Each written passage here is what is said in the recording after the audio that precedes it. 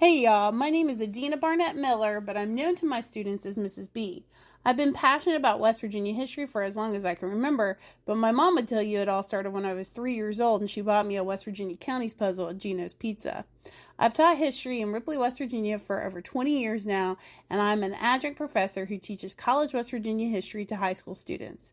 Please join me for West Virginia History with Mrs. B, a field trip across the Mountain State to walk in the footsteps of those who came before us.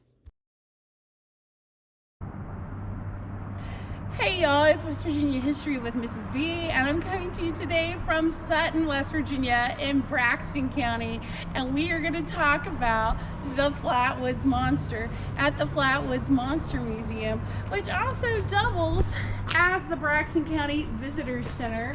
We are in historic downtown Sutton. This used to be a railroad town back in the day, but I think it's a town that's going to make a big comeback in a big way, and it has to do with tourism. So we are going to head inside and we're going to talk more about the Flatwoods Monster, which the locals call Braxie.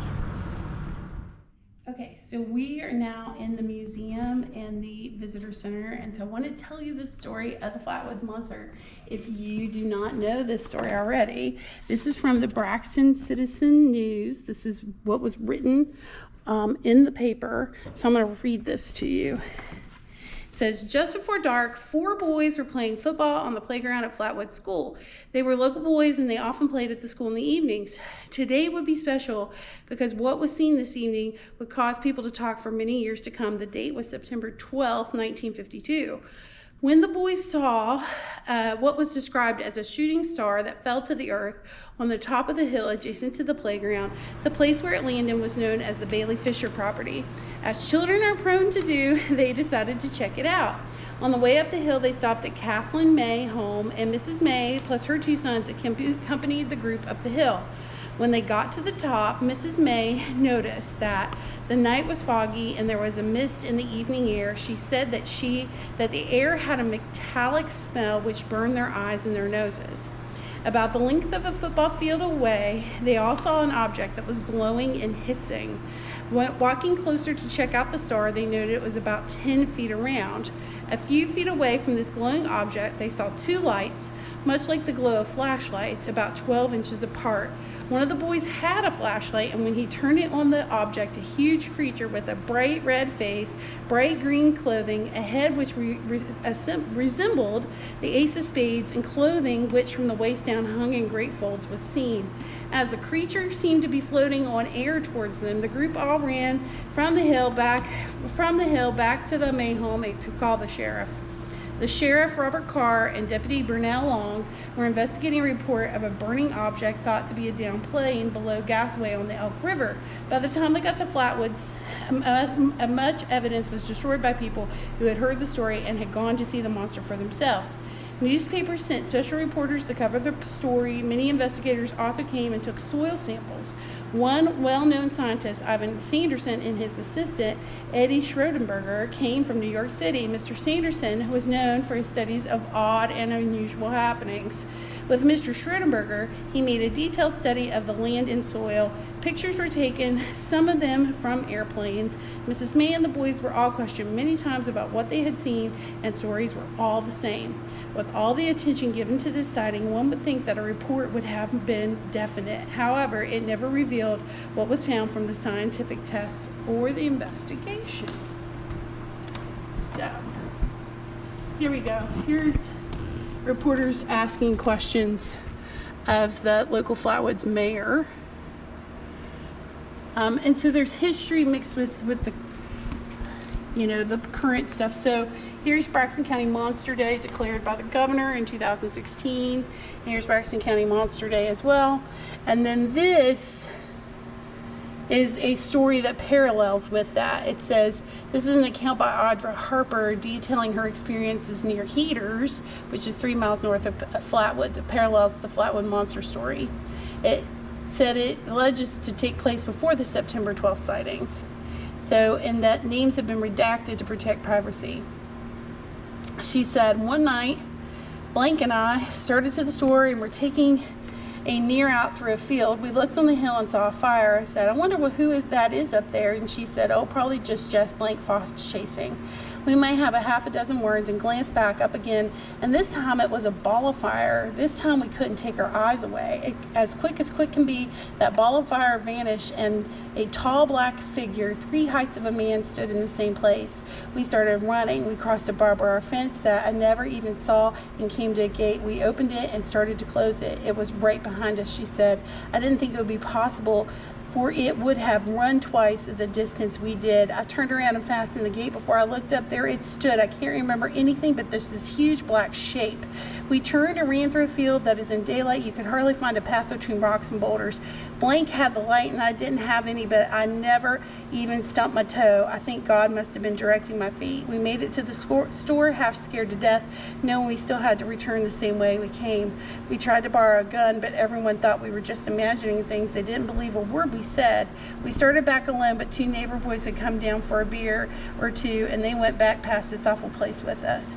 To have an experience like this and have no one believe us was terrible to bear. Then a woman and some children saw a huge form of a sort at Flatwoods a few miles from us, and they even had her on television and wrote a big story about this Flatwoods monster. I know we saw something just as bad. She says, I'm 33 years old and there is no insanity in our family. I think I'm at least average in smartness, but think me crazy if you will, I will never believe anything else.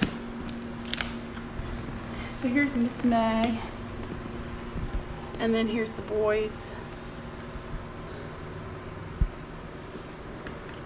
So the Braxton County Monster, or the Flatwoods Monster, has just grown in popularity over the decades, and so you can see here there are all kinds of figures and collectibles of the Braxton County Monster, or the Flatwoods Monster, in these cases that you can check out. So it's the thing I think that has grown in lots of popularity. I mean, do you remember learning about this story in 8th grade? Because I remember learning about this story in 8th grade. I don't remember it.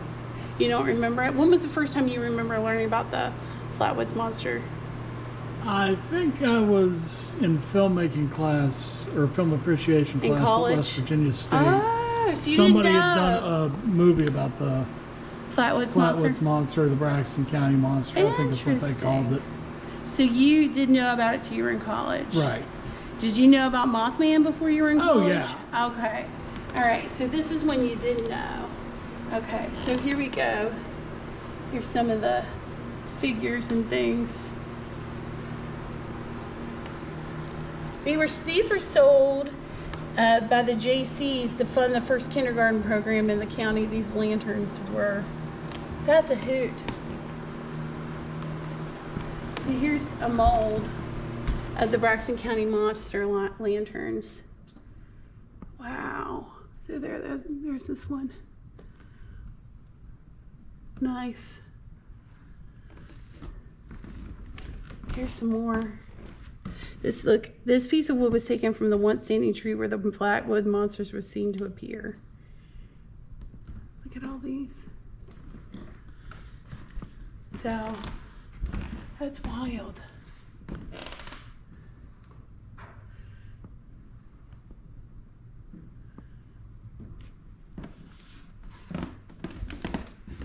Here are these kids.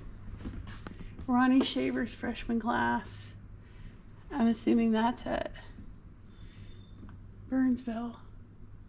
Here they are. Here are the witnesses. All of them. The boys. The woman, the main woman. Wow.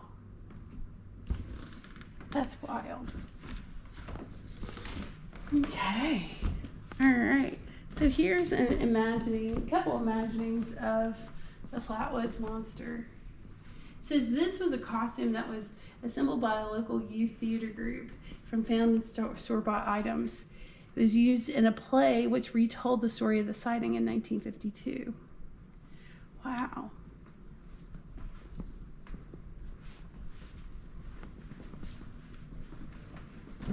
And then here's some more goodies. So you've got the big Blinko Braxton County Monster right there that they sold. And then this is another Blinko piece as well. So, very cool. Look, here's books. They knew too much about flying saucers. So this is part of that 1950s UFO craze. I don't know if it's true. I don't know if it's not true, but this is a really cool place to visit. It's totally free. It's just right off of I-79. You can get off the Flatwoods exit, or what's the exit below? Gasaway? Sutton and Gasaway. Sutton, Gasaway. It's just right off the interstate. So you can come down, you know, take 10, 15, 20 minutes, stop. This is the Braxton County CBB. So as you can see, there's all kinds of brochures and goodies all about Braxton County as well as the rest of the state here. And so you can just come and see this beautiful former pharmacy and, you know, see all kinds of history while you're here.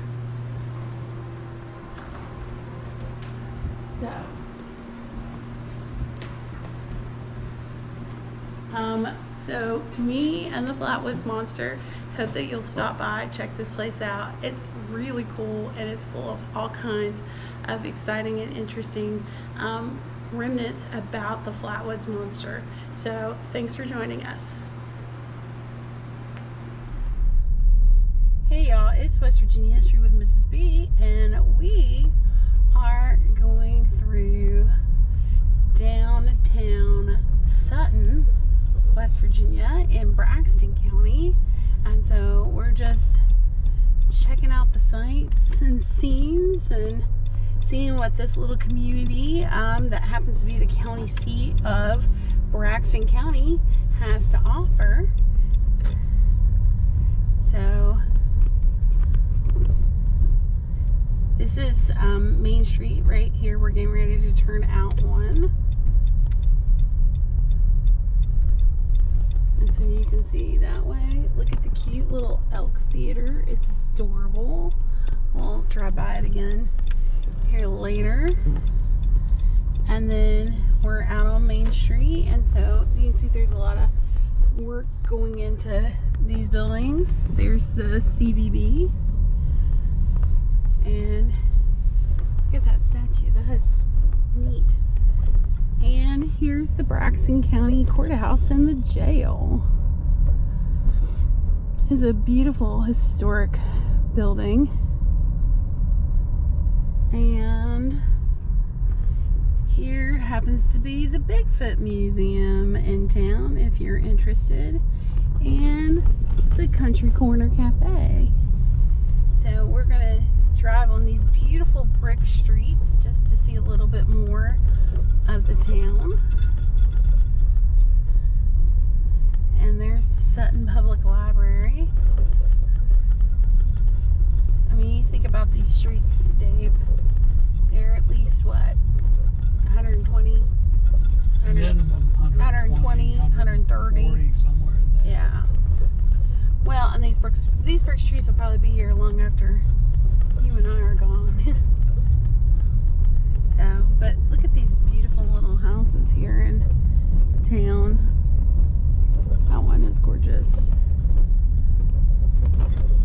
Sorry, we're on a brick street, so you know it's a little... This is very bumpy. This is much more bumpier than the one in the Julia Ann District in Parkersburg. Yeah, this one's way bumpier. Yeah, for sure. That house is really cool with that stonework.